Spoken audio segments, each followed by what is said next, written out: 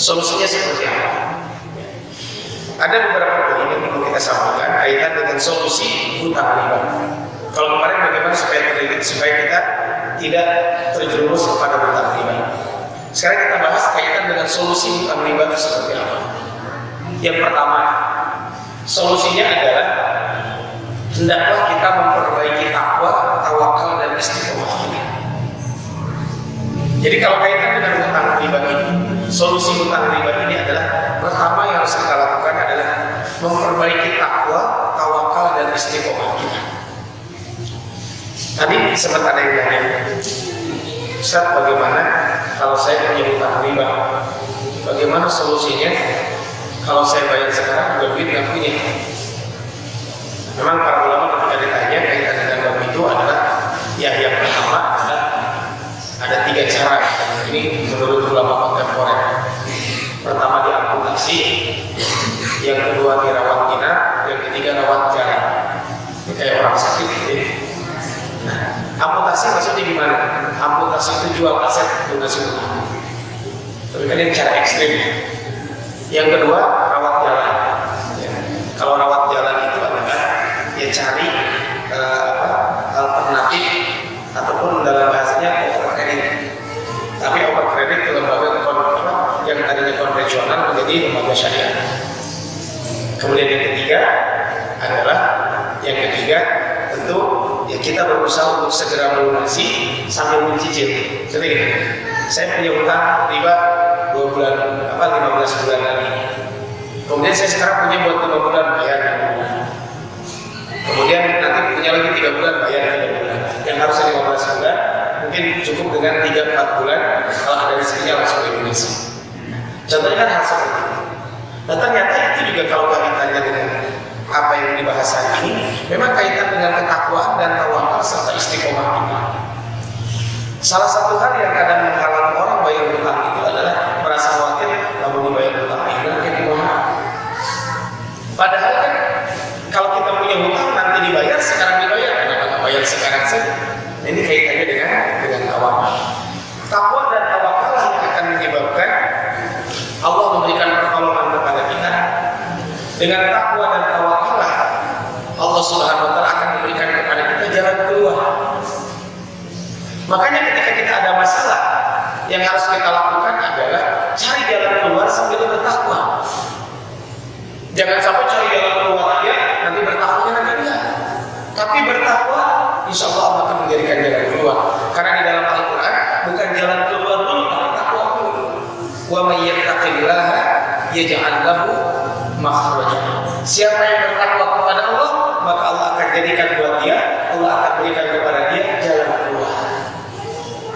Kemudian wa yarzuqhu min haitsu la yahtasib. Dan Allah akan memberikan rezeki kepada orang tersebut dari arah yang tidak disangka-sangka. Kemudian kata Allah, wa may yatawakkal 'ala Allah fa huwa hasbuh. Dan siapapun yang bertawakal kepada Allah Subhanahu wa taala, niscaya Allah akan mencukupkan keperluannya. Apa kata Allah Subhanahu wa taala? Innallaha baligh amrihi. Sesungguhnya Allah melaksanakan urusan yang dikehendakinya. Qad ja'alallahu likulli syai'in qadra. Dan sesungguhnya Allah telah mengadakan ketentuan atas segala sesuatu. Maka yang pertama adalah bertakwa dan tawakal. Tentu takwa dan tawakalnya harus dibarengi dengan istiqomah. Kenapa? Karena orang yang istiqomah itu disebutkan di dalam Al-Quran, wa annahum istaqamu 'ala thariqati asqainahum ma'an ghadaqa. Sesungguhnya orang istiqomah, wa annahum istaqamu 'ala thariqati, kepada jalan ini, kepada agama ini, asqainahum ma'an ghadaqa. Allah akan memberikan kepada orang tersebut air yang sangat berlimpah. Maksudnya adalah rezeki yang sangat berlimpah. Ini kan menunjukkan pentingnya kita tawakal dan istiqomah. Jadi wa annahum istaqamu 'ala thariqati asqainahum ma'an ghadaqa. Apa kata Allah Subhanahu wa taala dalam surat ini? Linaftinahum fihi, agar kami uji mereka dengan hal tersebut. Wa may yurid an dzikri rabbih yasuqu adaban sa'ada. Siapa saja yang berpaling daripada peringatan Rabb-nya, niscaya dia akan memasukkannya ke dalam azab yang sangat pedih. Maka jelas kalau kita lihat di sini, dengan menerjang riba dan melakukan keharaman, justru seorang akan terus mendapatkan musibah. Takwalah yang memicu keberkahan tersebut. Takwalah yang akan memberikan pintu keberkahan tersebut. Maka dalam Al-Quran disebutkan, walau anna ahlal qura amanu wattaqaw la fatahna 'alaihim barakatin minas samaa'i wal ardh. Saya kalau salah pernah menyampaikan 2 atau 3 tahun yang lalu ketika kultum tarawih, cara mengejar rezeki itu kan ada 3 disebutkan di dalam Al-Quran. Pertama, orang manusia secara umum, yang kedua orang beriman, yang ketiga orang yang bertakwa. Manusia secara umum disebutkan di dalam Al-Quran surat Al-Baqarah ayat 168. Di dalam ayat itu kan disebutkan bahwa ya ayyuhan nas kulu mimma fil ardi halalan thayyiban. Wahai manusia, makanlah apa yang ada di muka bumi dengan halal dan baik. Syaratnya 2, halal dan baik kalau bagi manusia. Kenapa? Karena kaitan dengan halal yang baik. Karena manusia tahu kan, ada orang-orang yang memang mencari rezeki itu yang tipe banyak. Padahal syaratnya harus halal dengan baik. Maka kata Allah, wala tattabi'u khutuwati syaitan. Maka jangan ikuti langkah-langkah syaitan. Kalau orang beriman di dalam surat Al-Baqarah ayat 172, ya ayyuhalladzina amanu kulu min thayyibati ma razaqnakum. Beda kita. Bagi orang yang beriman, wahai orang yang beriman, makanlah dari rezeki yang baik yang telah Allah berikan kepada kalian. Artinya kalau kita lihat dari sini, Allah memang sudah menentukan rezeki kita. Tinggal kita menyambut rezeki tersebut. Tapi makanlah yang baik. Bagi orang beriman halal bilang. Kenapa halal bilang? Karena kalau beriman halal haram harusnya sudah tidak jadi masalah. Kalau ini sudah diharapkan, sudah selesai. Harusnya seperti ini. Tapi kan masih ada sebagian yang halal-halal itu masih suka ada protes kalau kaitan dengan bab dunia. Makanya kalau babi halal atau haram? Haram. Khamar halal atau haram? Haram. Oh sepakat. Tapi kalau riba halal atau haram? Oh ada besar sebagian ulama yang mengatakan halal. Kan sudah mulai. Makanya bagi orang yang beriman sudah clear. Wahai orang yang beriman, makanlah dari rezeki yang baik yang telah Allah berikan. Jadi halal bagi orang beriman harusnya sudah clear. Kenapa sudah clear? Karena bagi orang beriman tentu rezeki yang dia makan pasti yang halal. Tidak mungkin dia memakan rezeki yang haram. Nah makanya tapi itu orang beriman. Kalau orang bertakwa beda kan? Maka kalau orang beriman tadi ya ayyuhalladzina amanu kulu min thayyibati ma razaqnakum washkuru lillahi in kuntum iyyahu ta'budun. Bersyukurlah kamu kepada Allah jika betul-betul kamu beribadah kepada Allah. Tapi bagi orang yang bertakwa coba lihat. Walau anna ahlal qura amanu wattaqau la fatahna 'alaihim barakatin minas samaa'i wal ardh. Ini dalam surat Al-Anfal ayat 96. Jikalau sekiranya penduduk negeri ini beriman dan bertakwa kepada Allah Subhanahu wa taala, apa la fatahna 'alaihim, sungguh kami akan bukakan kepada mereka barakatin minas samaa'i wal ardh, keberkahan dari langit dan bumi. Jadi kalau bagi orang yang beriman masih baik. Tapi bagi orang bertakwa yang Allah berikan itu adalah keberkahan dari langit dan bumi. La walakin kadzdzabun. Tapi mereka adalah masalahnya mereka mendustakan ayat-ayat Allah Subhanahu wa taala. Fa akhadnahum bima kanu yaksibun. Maka kami siksa mereka disebabkan perbuatan mereka. Ini dalam surat Al-A'raf ayat 96. Kalau di ayat 97 98 ini ancaman. Ancamannya begini, jangan sampai kita merasa aman di pagi hari ketika kita sedang bermain, tiba-tiba siksa Allah datang. Jangan sampai kamu merasa aman di sore di malam hari ketika kamu sedang tertidur lelap bahwa Allah menurunkan bencana atau menurunkan siksa. Kan sangat mungkin. Saya tidak mengatakan kejadian kemarin di yang terbaru di Semenania di Papua, saya tidak mengatakan itu siksa. Tidak boleh kita bahwa itu siksa ada. Itu kan Allah yang mengetahui. Tapi kan yang jelas itu kejadiannya apa? Di malam hari. Saya kebetulan ada teman saya di sana. Dia memang sekarang tinggal di sana. Itu ngasih ngirim video asli. Itu si ayam itu jika susukan paling sampai meninggal juga berapa ratus. Saya terakhir dengar berita itu 80 sekian yang meninggal yang sudah ditemukan jenazahnya. Yang 75 masih hilang. Nah, ini kan menunjukkan bagaimana beriman dan bertakwa kepada Allah Subhanahu wa taala. Makanya kaitan dengan hal-hal seperti tadi, riba dan sebagainya, maka kita bertakwa kepada Allah, yakin bahwa Allah telah menentukan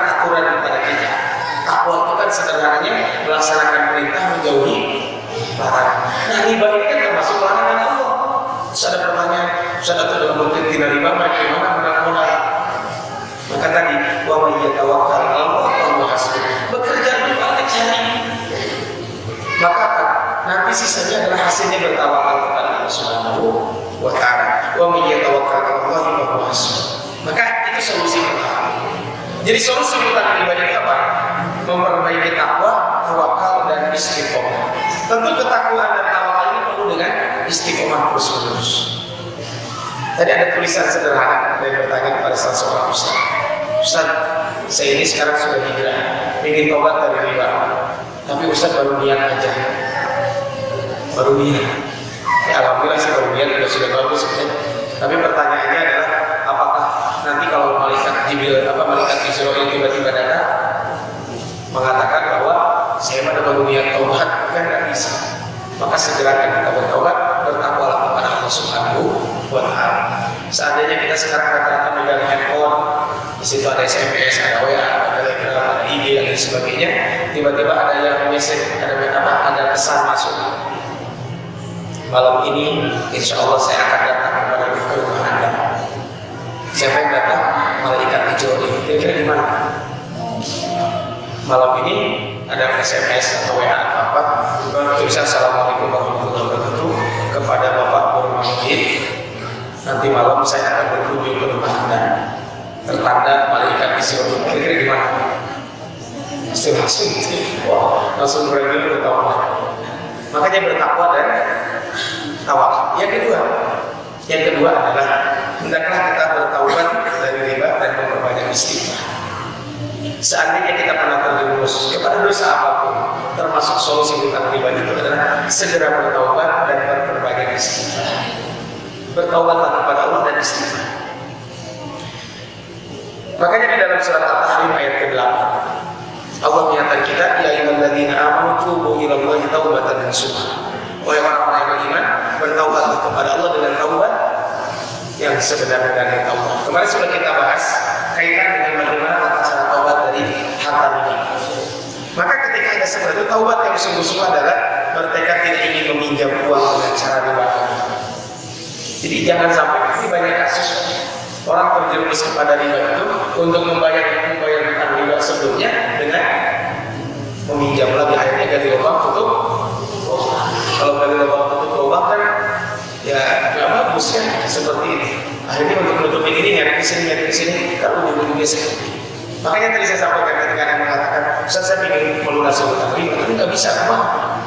Ustaz tidak bisa kalau melunasi sekarang. Ya tadi dengan dua cara tadi. Pertama mungkin di take over kepada lembaga syariah. Yang kedua, ya maksudnya take over lembaga syariah cari pinjaman yang tidak ada bunganya. Yang kedua adalah dengan tadi kita berusaha untuk segera melunasinya. Jadi kalau ada sebulan, ada 2 bulan, ada 5 bulan, langsung bayar biar cepat lunas. Ini adalah solusinya segera bertaubat, jangan meminjam lagi. Maka saya kemarin ketika ada yang tanya, saya tidak mengatakan semua aktivitas koperasi haram. Tapi kan ada koperasi simpan pinjam. Maka saya katakan kalau ada di situ koperasi simpan pinjam, maka lebih baik keluar saja. Kenapa keluar saja? Khawatir nanti begitu kepepet jadi minjem. Ya. Kan kalau bukan anggota koperasi bisa minjem kan? Enggak kan? Kalau bukan anggota koperasi kan tidak bisa minjem. Maka lebih baik keluar. Kenapa? Karena khawatir nanti kita malah nanti akan terjerumus. Maka yang kedua adalah bertaubat dari riba dan memperbanyak istighfar kepada Allah Subhanahu wa taala. Ayatnya tadi sudah jelas. Imam Ibnu Katsir mengatakan, apa yang dimaksud dengan taubatan nasuha? Kata beliau, taubatan nasuha itu adalah dengan menghindari dosa untuk saat ini. Jadi hindari dosa untuk saat ini, menyesali dosa yang telah lalu, dan bertekad untuk tidak mengulangi dosa itu. Dosa yang kita lakukan sesali sekarang. Kemudian hindari dosa itu lagi di saat ini, dan bertekad untuk tidak mengulangi dosa yang sama di masa yang akan datang. Jika dosa tersebut berkaitan dengan hak sesama manusia, maka tentu kata beliau, taubatan nasuha adalah harus menyelesaikan dan mengembalikan hak tersebut kepada orang lain. Kemarin sudah kita bahas kaitan dengan bab ini. Kenapa kita disarankan untuk bertaubat? Karena taubat dan istighfar istighfar akan membukakan rezeki buat kita. Taubat dan istighfar itu akan membukakan rezeki buat kita. Al-Imam Hasan Al-Basri pernah ditanya, "Anna rajulan syaka ila jannah." Ada seseorang yang pernah mengadukan kepada Hasan Al-Basri tentang musim pacaklik yang terjadi. Jadi ada musim pacaklik terjadi. Kemudian faqala istaghfirillah. Bersegeralah kamu istighfar kepada Allah. Kemudian wasyaka ilaihi al faqr. Ada orang datang mengadu, "Wahai Hasan Al-Basri, saya fakir." Maka kemudian yang kedua, istaghfirillah. Istighfarlah kamu kepada Allah. Wasyaka ilaihi akhar jafafan mustanahu. Kemudian ada orang juga yang mengadu karena kaitan dengan kebunnya itu adalah kekeringan. Jadi hujan tidak turun-turun. Kalau sekarang alhamdulillah hujan turun terus, apalagi 3 hari ini kan subhanallah gitu. Sampai hujannya juga berlebih. Saking berlebihnya di jalan. Ya, kalau berjalan mobil itu bisa jadi tempat-tempat tertentu ya harus hati-hati. Nah, kemudian apa kata beliau? Wasyaka ilai akhar ada walad. Ada orang yang mengadu lagi, kenapa? Karena belum punya keturunan. Maka apa kata Imam Hasan Al-Basri? Istaghfirillah. Semuanya disuruh istighfar. Summata hadhil ayat. Kemudian Imam Hasan Al-Basri membaca ayat surat Nuh ayat ke 10 sampai ayat ke 12. Faqul astaghfiru rabbakum innahu kana ghaffara. Maka aku katakan kepada mereka, mohon ampunlah kepadaku karena sesungguhnya aku adalah Maha Pengampun. Jadi mohon ampunlah kepada Rabb kalian karena sesungguhnya Allah itu Maha Pengampun. Ini perintah dari Allah. Segera mohon ampun kepada Allah, maka Allah adalah Maha Pengampun. Apa kata Allah Subhanahu wa taala? Yursilis samaa 'alaikum midrara. Allah akan memberikan ampunan. Maksudnya apa? Allah akan yursilis samaa 'alaikum midrara. Yang pertama adalah setelah Allah tadi Maha Pengampun, maka Allah akan menurunkan kepada kalian hujan dan lebat dari langit. Apa maksud hujan dan lebat? Rizki. Yursilis samaa 'alaikum midrara wa yumdidukum bi amwalin wa banin. Kemudian Allah Subhanahu wa taala akan memperbanyak harta dan anak-anakmu. Wa yaj'al lakum jannatin wa yaj'al lakum anhara. Dan Allah Subhanahu wa taala akan mengadakan pula di dalamnya kebun-kebun dan akan pula mengadakan di dalamnya adalah sungai-sungai. Hadis ini diriwayatkan oleh Al-Hafidz Ibnu Hajar Al-Asqalani di dalam Fathul Bari.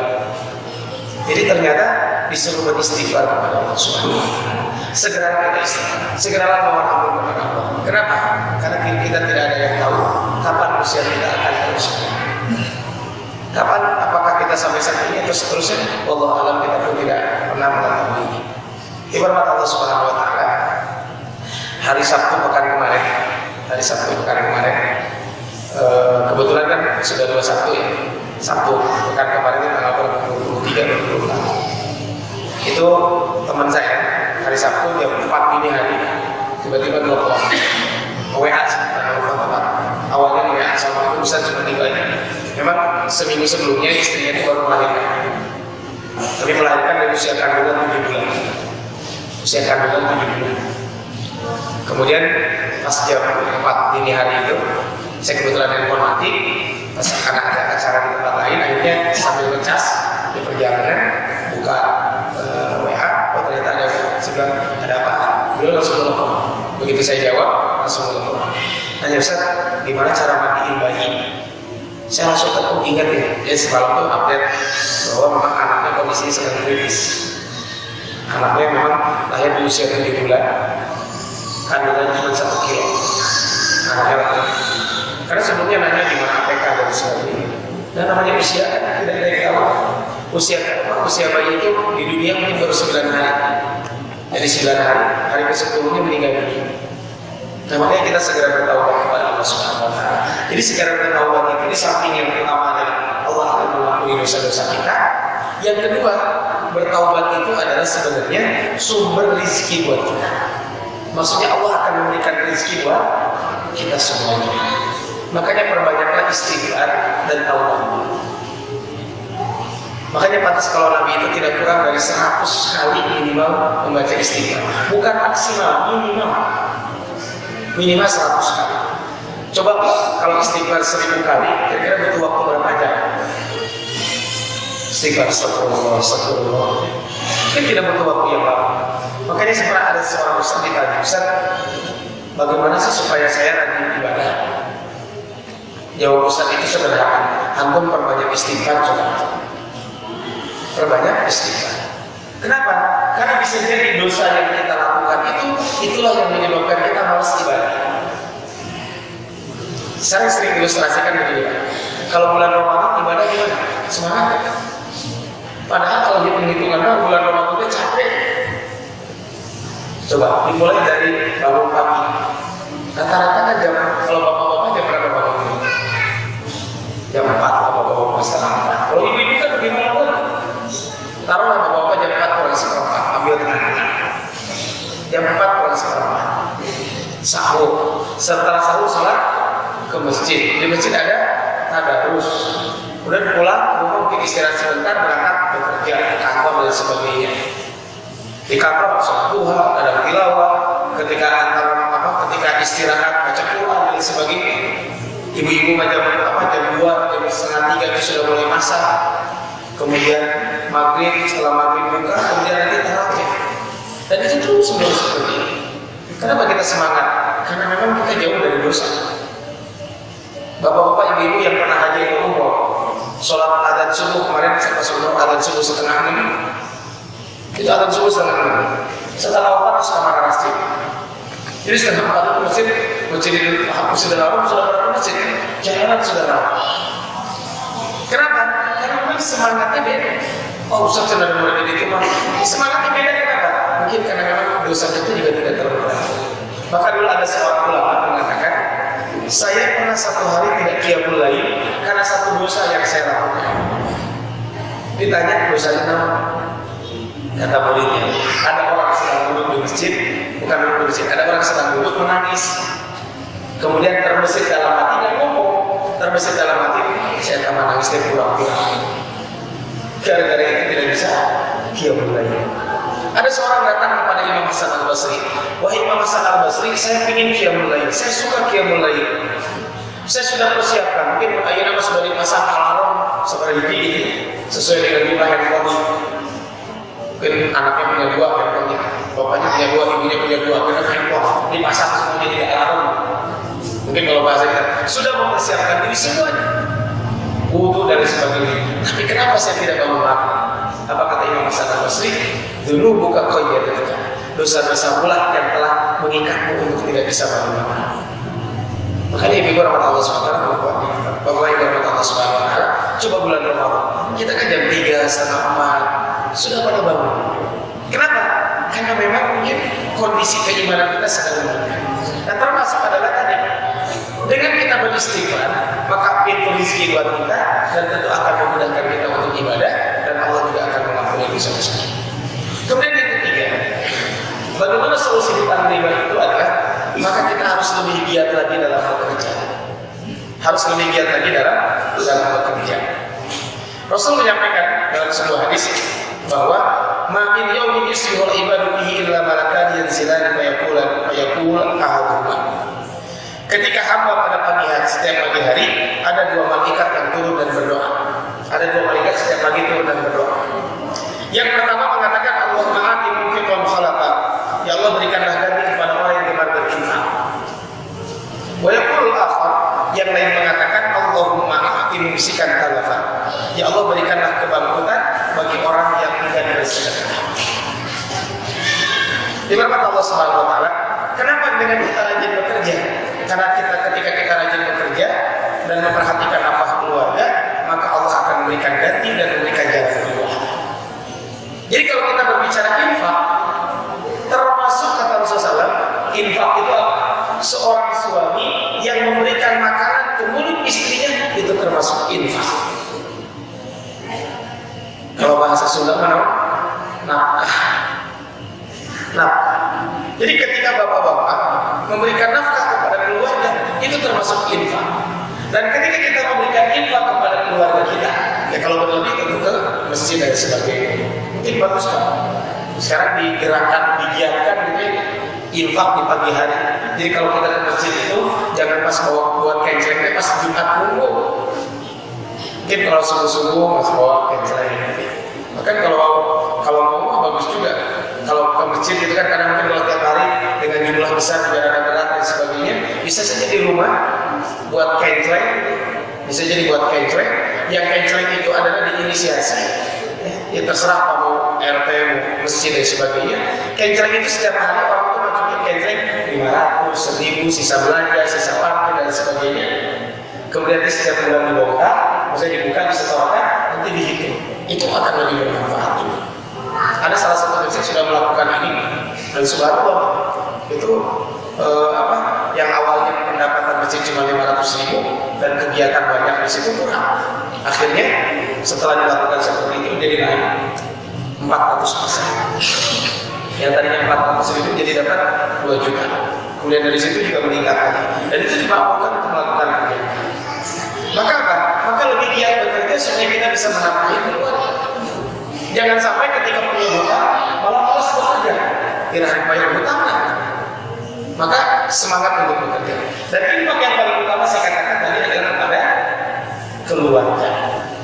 Makanya Imam Ahmad pernah ditanya mengenai seseorang yang cuma mau duduk saja di rumah atau hanya berdiam di masjid. Dia berkata, aku tidak mau bekerja sedikit pun dan hanya mau menunggu sampai rezeki itu datang dari Allah Subhanahu Wa Taala. Imam Ahmad mengatakan orang ini benar-benar bodoh. Pada Nabi bersabda sebagaimana hadis tentang buruk di atas. Maksudnya apa? Kan dalam sebuah hadis Imam Ahmad mengutip hadis Nabi tentang orang bertawakal.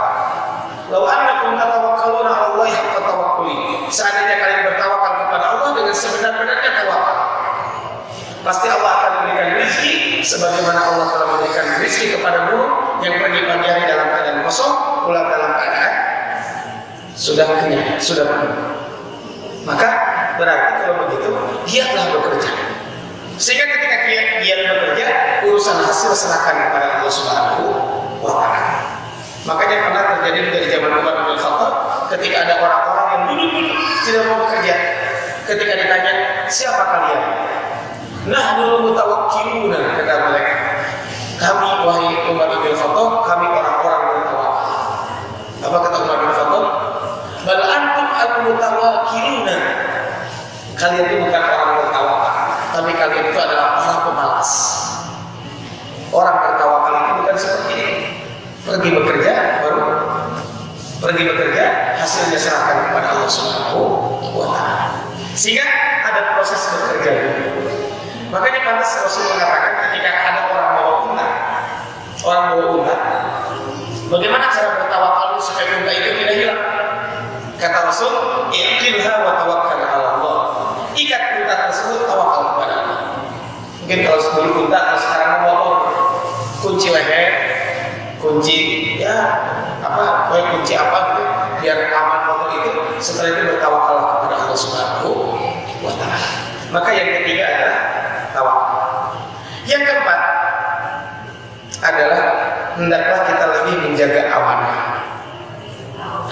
Maksudnya gimana Pak lebih menjaga amanah? Ini kan sering terjadi. Konteks kaitan dengan hutang itu sebenarnya kadang orang itu mau memberikan hutang, cuma masalahnya dia kan memberikan hutang bayar nol. Ya kan? Kita punya uang, ada yang pinjam. Kalau dia amanah kasih pinjaman, saya punya teman. Terus saya bilang ke teman saya, pinjam dong berapa? 10 juta. Kapan bayar? Nanti insya Allah bulan depan saya bayar. Kalau dia percaya kepada saya gimana? Pasti dia akan memberikan. Saya pernah satu kejadian. Entah mungkin karena dia percaya kepada saya juga nggak tahu. Dan saya juga nggak pernah minjem ke orang tersebut. Tapi saya sudah kenal baik dengan dia. Nah waktu itu saya memang ada kebutuhan mendesak yang saya harus minjem. Saya waktu itu cuma via telepon nggak ketemu. Saya bilang, mohon maaf saya pinjam duit boleh, tapi ada gede nggak apa-apa. Nggak apa-apa. Saya sebutkan nominalnya. Oh ini nggak apa-apa. So kirim mana nomor rekening ini? Langsung dikirim. Kenapa? Mungkin dia percaya ke saya. Bisa jadi kalau kita percaya kepada orang, pasti kita akan gampang untuk memberikan pinjaman itu. Maka yang keempat ini adalah lebih menjaga amanah. Kenapa? Karena orang akan semakin menaruh perhatian kepada kita. Semakin tidak menjaga amanah, maka kita sendiri yang akan mendapatkan kesusahan. Itu realita. Kakak ipar kakak saya kan di pasar, ya. Kakak saya di pasar. Kan ketika di pasar itu kan kadang rata-rata orang kan minjem dan jual. Kan biasanya apa? Kan boleh minjem dulu. Contohnya beli barang sekian, nanti dibayar. Nanti dibayar kalau sudah laku, dibayar semua atau belum laku semua itu dibayar. Tapi kalau kita terus bayar, maka pasti dia akan memberikan pinjaman. Ya saya rasa dari sebagian besar. Kalau orang yang cepat bayar utangnya, itu biasanya apa? Akan gampang orang kalau mau minjem. Walaupun ya namanya minjem kan jangan gampang untuk minjem. Sehingga sifat amanah dalam berhutang bagi dimiliki. Nabi bersabda, adil amanah ila man itamanaka. Tunaikanlah amanah kepada orang yang menitipkan amanah kepadamu. Dan termasuk khianat itu adalah dosa besar. Khianat dalam apa? Termasuk khianat dalam berhutang. Sekarang ngomong dengan teman-teman dan sebagainya. Kaitan sebenarnya bukan tidak mau memberikan pinjaman, tapi kan kaitan dengan amanah ini. Kan ada kasus orang pinjam sekali dikasih, 2 kali dikasih, ketika kalian belum terbayar kira-kira gimana? Pasti kan males. Tapi kalau begini, pinjam dong seminggu bayar, baru 3 hari udah bayar. Pinjam dong 2 minggu bayar, seminggu udah bayar. Otomatis kan ketika pinjam, ketika kita butuh akan mudah. Nah sekarang itu kan orang kenapa sulit memberikan pinjaman, salah satunya adalah mungkin karena faktor ketidakpercayaan. Kan ada sebagian orang mengatakan aku itu bayar hutang, apalagi kalau butuhkan dulu. Makanya betul kata para ulama ada dalam kaitan hutang itu adalah kalau kita punya hutang niat maya. Ayat itu niat maya Allah. Contohnya aku dalam membawa pada lunas sedikit. Tapi niat nggak mau bayar, jangan. Atau minjem sama saudara dan kalau minta mau dikasih, itu kado rumah itu yang tahu. Tidak ya minjem gitu. Maka yang keempat adalah jaga amanah. Yang kelima kata Allah Subhanahu Wa Taala adalah meminjam uang kepada orang lain untuk melunasi utang riba. Jadi cara solusi utang itu adalah coba cari pinjaman kepada orang lain yang tidak ada bunganya untuk melunasi utang riba. Seperti ini Allah pernah ditanya dan beliau mengatakan setiap orang wajib terlepas diri dari riba sesuai dengan kemampuannya. Karena Nabi melarang memakan riba dan orang yang menyerahkan riba. Jadi baik rentenir atau nasabah dua-duanya menjalankan oleh Allah Subhanahu Wa Taala. Boleh jadi dia meminta pinjaman, utang dari saudara atau kerabatnya untuk melunasi utang bank tersebut agar gugur dari riba. Yang penting dia harus tetap merencanakan ini. Jika tidak mungkin, dia berusaha meminta kepada bank agar jangan ada tambahan riba. Akan tetapi, kata Syekh Utsaimin, setahu kami bank tidak mungkin menyetujui hal itu. Jadi intinya adalah kata beliau cari pinjaman. Kalau tidak ada yang minta keringanan. Jadi kalau ada kan kita sampaikan bayar 10 saya 5 bulan. Jadi kalau mampu 2 bulan udah 2 bulan, mau 3 bulan 3 bulan langsung. Supaya cepat lunas. Jadi jangan sampai kalau punya hutang karena aku boleh dia menyicil. Ini tak ada nyicil, ketika nyicil biarnya dicicil per bulan. Padahal kalau punya hutang, kalau memang bisa menyicil 3 bulan sekali ke 4 bulan biar cepat lunas itu lebih mudah buat kita semua. Yang keenam, kata Allah Subhanahu Wa Taala, jangan lupa menjalin silaturahmi. Kenapa? Karena dengan silaturahmi itu akan mendatangkan rezeki. Kata Rasul dalam sebuah hadis, "Man sarrahu ayyubsatahu fi rizqihi." Siapapun yang ingin dilapangkan rezekinya, wa ayyusalahu fi atharihi, kemudian mau dipanjangkan usianya, falyasir rahimahu, maka hendaklah dia menyambung silaturahmi. Kata Imam Ibnu Hajar Al-Asqalani, beliau ketika menjelaskan hadis ini bahwa silaturahmi yang dimaksud adalah untuk kerabat, yaitu orang yang punya hubungan nasab garis keturunan dan yang saling mewarisi atau tidak. Begitu pula ada hubungan mahram atau tidak. Jadi maksud silaturahmi di sini kepada siapa? Kepada siapapun. Sering-seringlah silaturahmi. Ya tentu jangan sampai silaturahmi pas waktu kerja dan juga tetap harus cari waktu yang tepat. Seringlah bersilaturahmi. Kemudian yang ketujuh, firman Allah Subhanahu Wa Taala, dengan kita memperbanyak sedekah. Jadi memperbanyak sedekah. Sekali masalah banyak atau sedikit kan itu relatif. Banyak atau sedikit itu relatif. Tapi hendaknya kita memperbanyak sedekah. Allah mengingatkan kita di dalam surat Saba ayat 39. Qul inna rabbi yabsutu rizqa liman yasha'u min ibadihi wa yaqdir. Katakanlah, sesungguhnya Rabbku melapangkan rezeki bagi siapa yang Dia kehendaki di antara hamba-hambanya. Wa yaqdirullah, dan Allah juga menyempitkan bagi yang Dia kehendaki. Jadi Allah akan melapangkan rezeki kita, tapi Allah juga akan menyempitkan rezeki kita.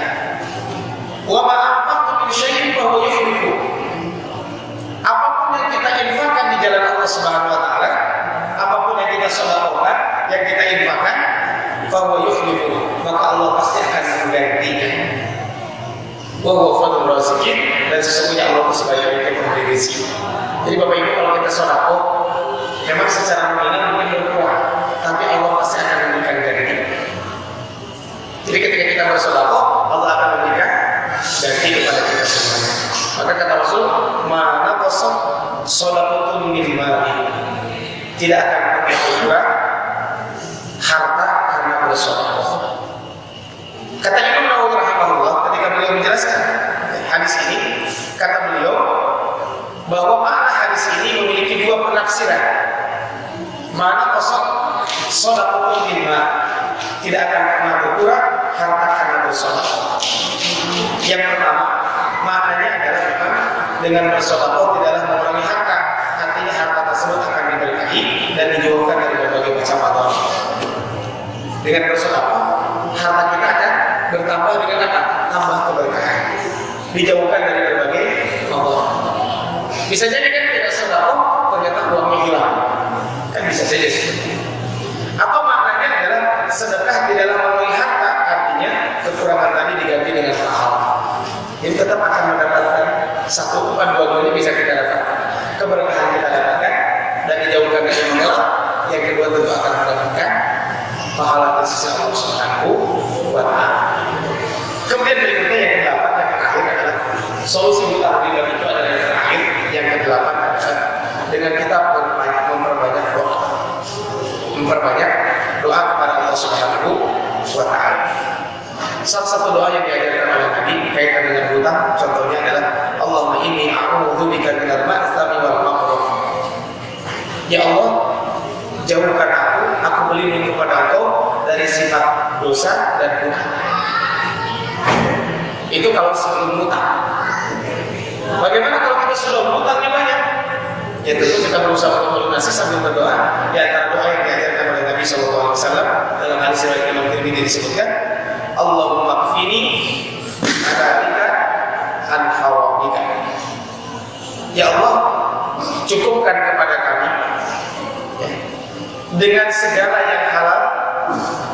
Jadi Allahumma kfini bihalalika an haramika, dan jauhkanlah segala yang haram.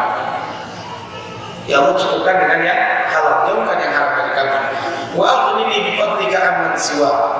Ya Allah, cukupkan aku dengan karunia-Mu sehingga aku tidak perlu bergantung kepada selain Allah Subhanahu wa taala. Ini adalah doa yang diajarkan oleh Nabi SAW. Allahumma aghnini bi halalika an haramika. Allahumma kfini bi halalika an haramika.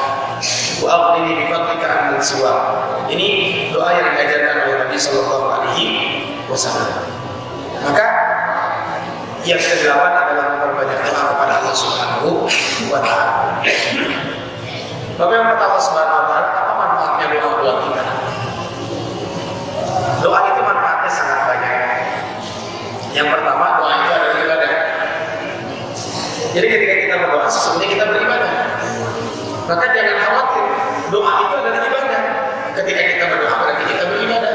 Kata Rasul, doa huwal ibadah. Doa itu adalah ibadah. Yang kedua, kenapa kita harus berdoa? Yang kedua, doa itu akan menolak bala, akan menolak bencana. Sehingga ketika kita punya hutang, ya mudah-mudahan Allah tidak memberikan kepada kita bencana sehingga tidak bisa bayar hutang. Ini pada kejadian ada cerita kakak saya, sudah mempunyai hutang, kemudian ayah menipu coba bayar. Menipu, akhirnya bagi hutang bertambah. Maka kita berdoa. Yang ketiga, doa itu amat bermanfaat dengan izin Allah. Dan di antara manfaat doa kata Rasulullah ada 3.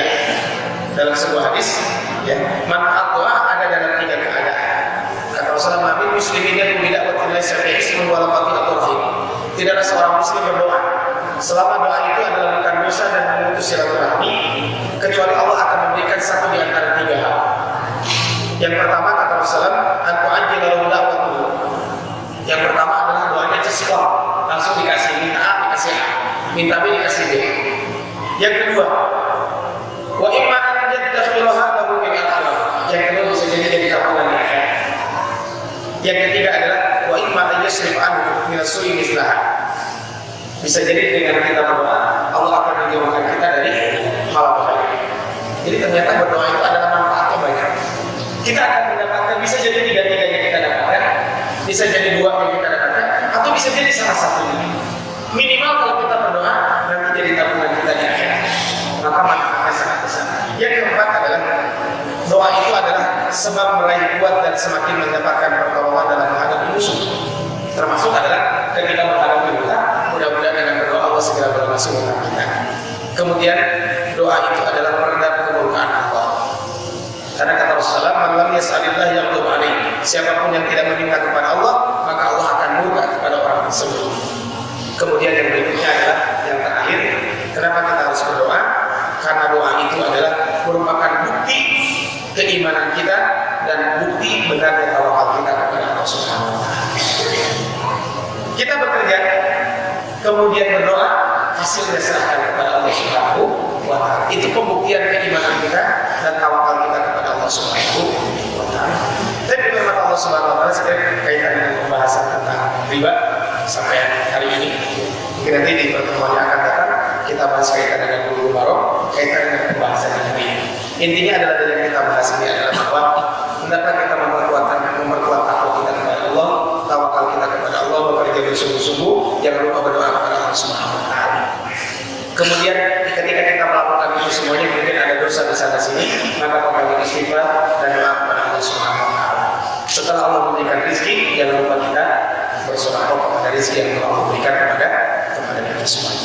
Tapi itu saja mungkin yang disampaikan di malam hari ini, mudah-mudahan bermanfaat, khusus bagi saya sendiri yang menyampaikan kepada bagi Bapak Ibu semuanya yang hadir pada kesempatan hari ini. Subhanallah wa bihamdika, asyhadu an la ilaha illa anta, astaghfiruka wa atubu ilaik. Billahi taufiq haq, wallahu muwaffiq ila aqwamit thoriq. Nasallallahu wa tawfiq bihi siratal mustaqim. Fastaghfiru khairat. Assalamualaikum warahmatullahi wabarakatuh.